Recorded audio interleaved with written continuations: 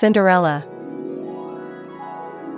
Once upon a time, a nobleman lived with his beautiful young daughter. When he married for the second time, he brought into his home perhaps the proudest and most capricious woman in the entire kingdom.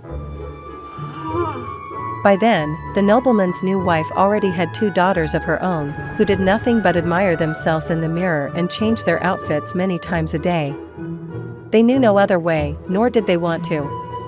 They were full of themselves to the point of foolishness. The stepmother disliked her stepdaughter from the moment she set eyes on her. It's no wonder. The girl had grown up beautiful, kind, and affectionate. Everything she did was easy, and was done with a smile and a song. The stepmother's daughters, though they dressed more richly, were inferior to her in every way. Day after day, the stepmother forced her poor stepdaughter to do all the dirtiest housework. She dared not disobey. Every evening she sat by the fireplace tired and covered in soot. That's why her stepsisters nicknamed her Cinderella. Every day was like any other for Cinderella. In the morning, she rose at dawn, cleaned, cooked, washed clothes, and ran all the errands for her stepmother and stepsisters. And in the evening, she sat by the fireplace and sewed. One day, a letter arrived from the royal palace. The young prince invited all the noble girls to a ball. The time had come for him to find a bride. This news caused quite a stir. Cinderella's stepsisters took dresses, shawls, and jewelry out of their closets and forced her to iron one dress after another. Finally, their dresses were chosen: velvet, lace, and ruffles. Cinderella, who had refined taste, always tried to please her sisters. But she was only entrusted with their hair. A kind soul, she created true masterpieces.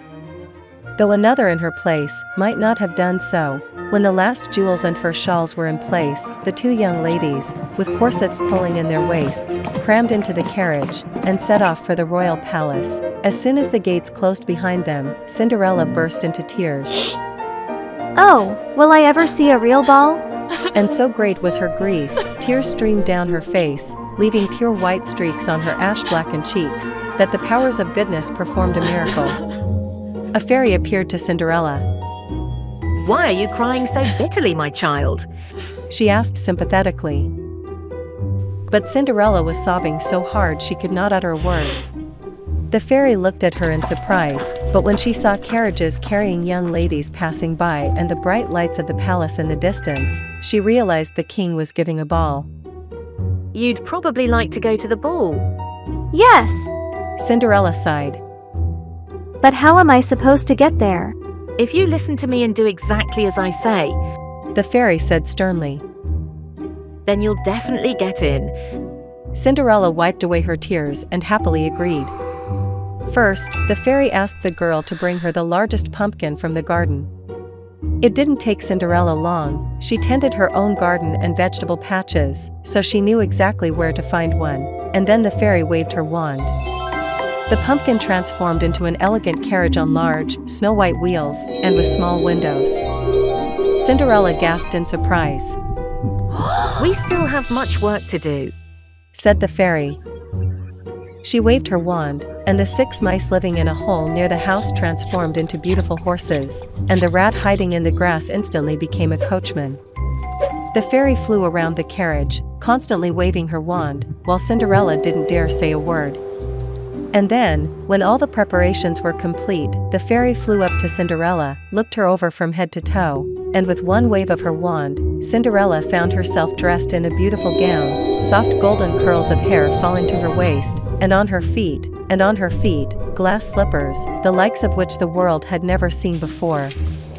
Cinderella climbed happily into the carriage. The fairy looked at her attentively and said, "Beautiful child, at the moment the clock strikes midnight, your carriage will turn into a pumpkin, the horses into mice, and the coachman into a rat.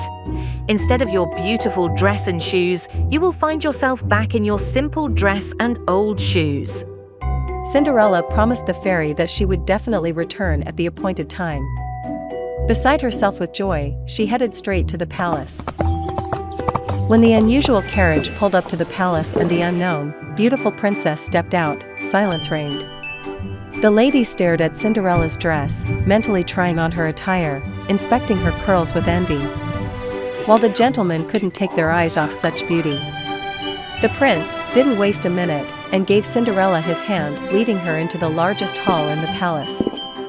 Music was already playing there, with exquisite appetizers being served. The prince began a conversation with Cinderella that continued all evening, while the ladies and gentlemen of the court whispered and speculated about who the foreign princess might be. And when they began to waltz, the guests' amazement knew no bounds. The girl danced with such ease and grace that no other lady could have matched her. After the dance, Cinderella couldn't help but approach her stepsisters. They didn't recognize her and were surprised by how polite and courteous the unfamiliar princess was. It was the first time it occurred to them that beauty lies not in velvet gowns and gold brocade, but in something else. Time flew by so quickly between dances and conversations. When Cinderella happened to glance at her watch, she saw that only 15 minutes remained until midnight. So, she quickly packed and fled the palace without saying goodbye to anyone. Running home, the girl immediately thanked the fairy. Thank you. It was the best day of my life, she said, and at that moment the gates opened, and her stepmother and sisters returned home.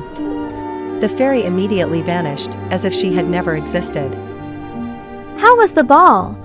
Cinderella asked her sisters, and they began to talk incessantly, interrupting each other, about the beautiful stranger who had astonished all the guests, and especially the prince. How she dances!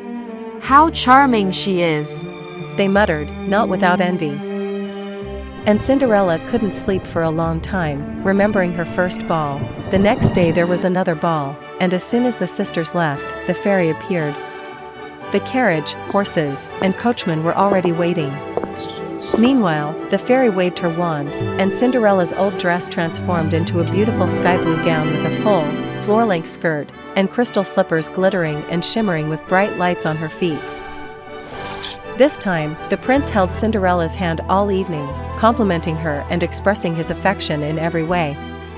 The girl was so enchanted by everything that she completely forgot about the time, and when the clock struck midnight, she suddenly realized what was happening and ran out of the palace so quickly that she lost one of her crystal slippers on the steps.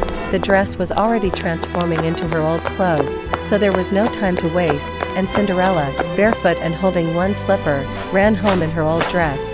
By the time she got home, she was totally out of breath, and quickly washed her face.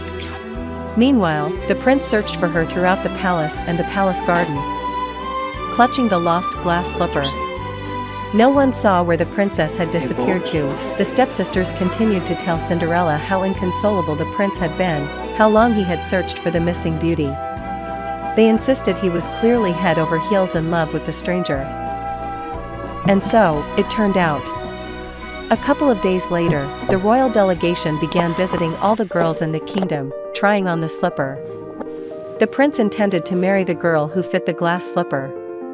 It was the turn of the house where Cinderella and her stepsisters lived. No matter how hard they tried to force the slipper onto their feet, it was too small. May I try on the slipper too?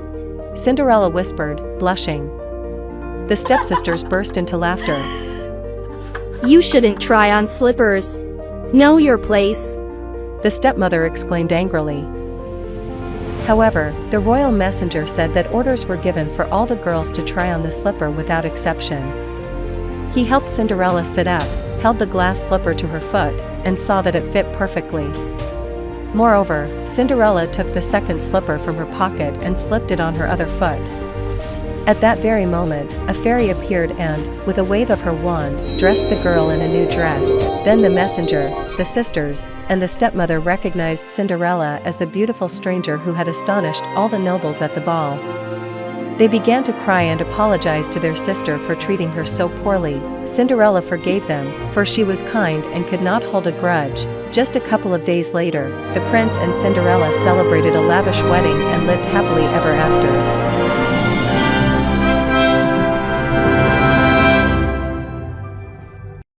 Please subscribe to the Magic Stories channel. Like and click the bell.